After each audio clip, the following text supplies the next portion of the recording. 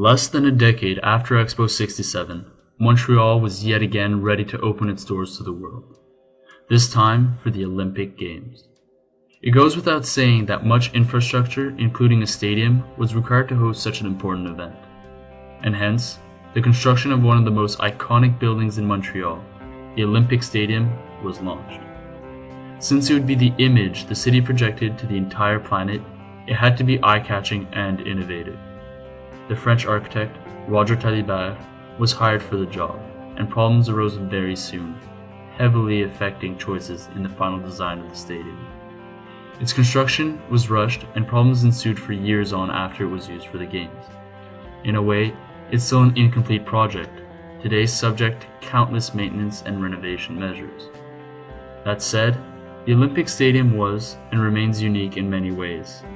While it is not the only novel vision of modernism at the time, its organic architecture goes against the trending international style. Its towers intentionally slanted, its roof ostensibly removable, its construction techniques novel, and its overall image very modern. It was, and still is arguably, the most innovative building in Montreal. Much activity was taking place in Montreal by the end of the 1960s. Whether it was a successful exhibition or a series of terrorist attacks, the city was seemingly getting no rest, and that was not subject to change in 1970 when, during the 69th International Olympic Committee meeting, the city was awarded the rights to the 1976 Olympic Games. The tremendous significance of the event for both Montreal and Canada, as it was for the first time that the country was hosting the world's most important sports competition, called for substantive measures. Organizing such an event was no easy task, notably when it came to the construction of the demanded buildings. Jean Drapeau, the mayor of Montreal at the time, had a vision for the main building of the 29th edition of the Summer Olympic Games. His goal was to build a stadium where multiple sports competitions could be held on the same site, thus greatly reducing the movement of the participants from one space to another. Like many other cities have done for major sporting events, the stadium was placed in a rather poor sector of the city with a goal to promote further development within the area, which later on became home to a sports complex and to the Biodome. The only significant element around the stadium was the metro station P9, which opened in time for the Olympics. Being the main access point to all Olympic installations, it was designed by Marcel Raby to be consistent with the stadium. Its forthcoming walls in earth tones and rigid concrete give an impression of calm power intended to soothe the excitement of a spectator heading towards the stadium.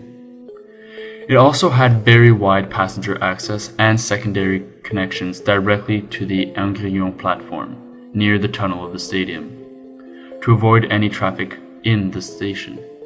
Plus, Olympics-themed artwork is very present in P9.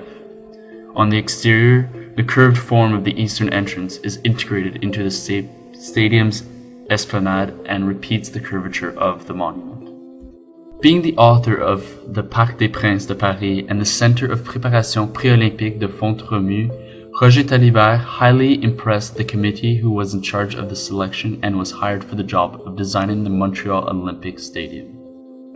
Born in 1926, he is an École des Beaux-Arts graduate who had continued his apprenticeship at the Royal Institute of Technology in Stockholm, where he was introduced to the more constructive approach.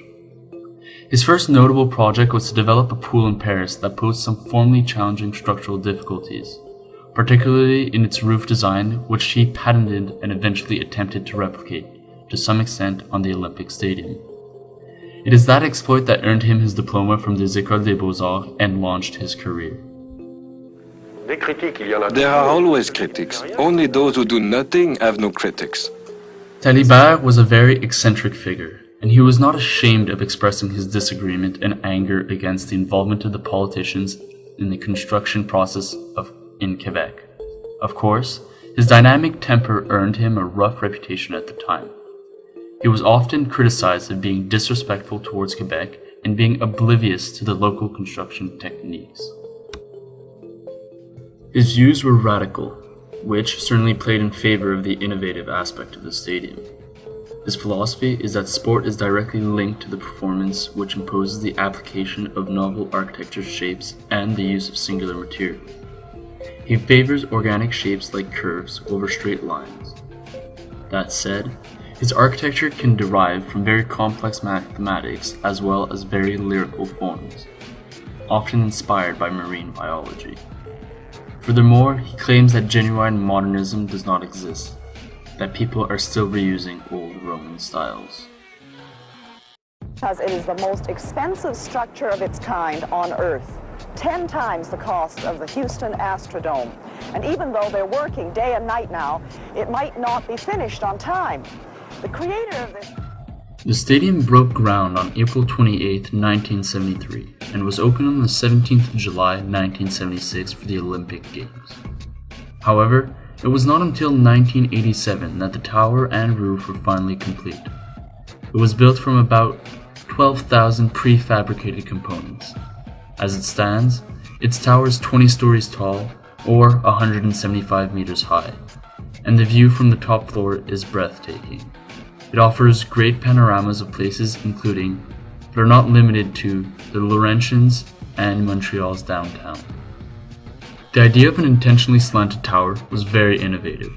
Compared to other skyscrapers in the world, the Olympic Stadium can be seen as rather short, and yet it still holds the record for the tallest inclined tower of the world today, which goes to say that its originality stands, up to now. To access the top of such a tall tower, an elevator is required. Anyhow, as it is slanted, a funicular is installed on its back instead. The stadium contains 56,000 seats and has received 67 million visitors since. After the Olympics, it became the home to the Montreal Expos, arguably one of the best baseball teams of all time, as well as some Canadian football teams. Nevertheless, ever since the Expos were relocated to Washington in 2004, it has no main tenant. Owned by the government of Quebec, it serves as a large venue on many occasions, namely for concerts and sporting events. Another illustration of the Olympic Stadium's unique personality is that it looks like a giant hand with curved fingers. The 34 cantilever panels, to which 4 shortened panels were added at the base of the tower, establish a flowing geometry for the structure. The stadium's elliptical shape was deliberately made to resemble a seashell, and its contour earned it the name the Big O. The stadium uses a subset of modern architecture called organic modern style, an architecture pioneered by Frank Lloyd Wright. It was one of the many variations of the time trying to differ from, nay, be the antithesis of the international style. The idea behind Wright's take on modernism is to unfold the architecture as if it was a living organism, from the seed within. In the case of the stadium, the design of the building derives from its environment, as if it grows out of the site.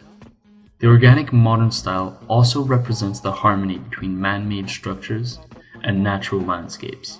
Lines and rigid geometry shapes are replaced with more organic shapes such as curves and waves.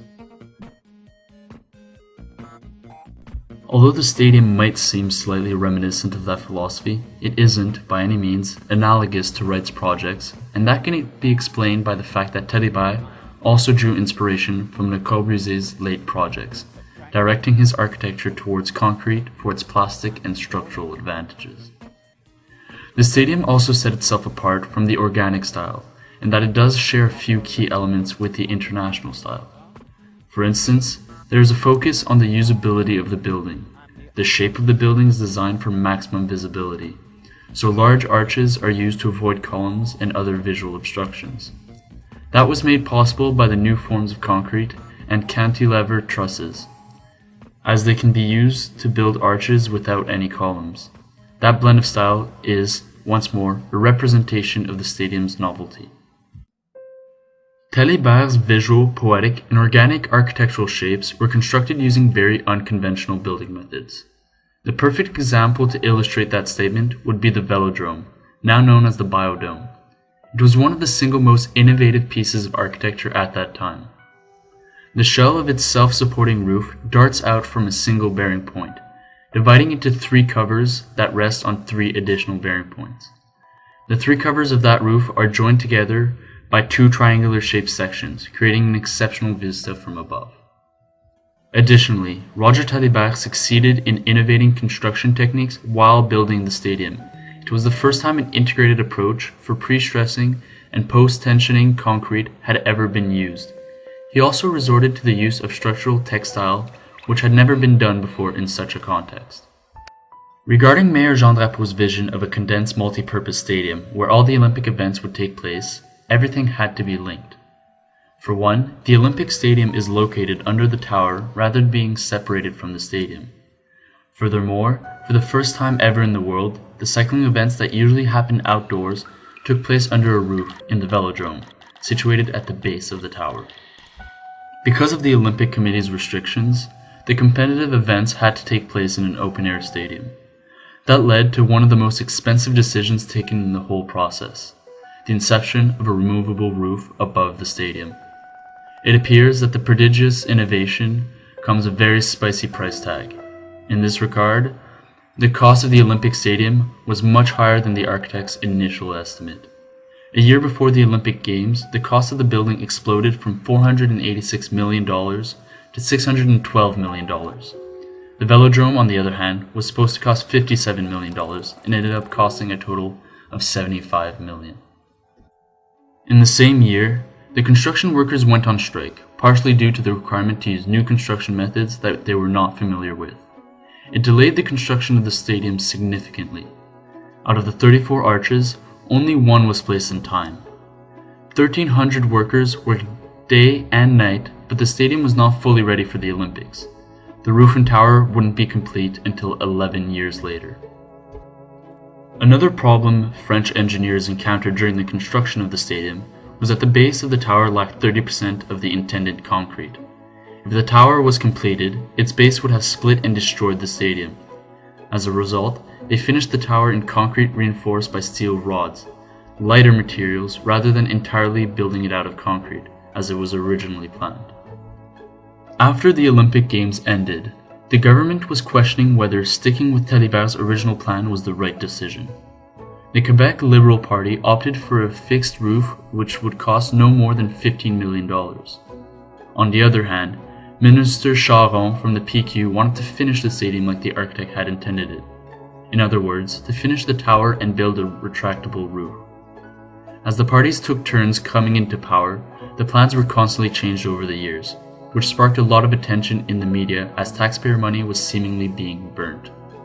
The roof was one of the first in the world designed to be retractable, but it was subject to frequent tearing and cost $700,000 annually to fix.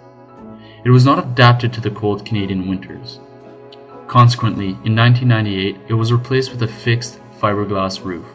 The total cost of the building was just below $1 billion. The roof alone cost $150 million. The project is widely considered as a waste of money to most Quebecers.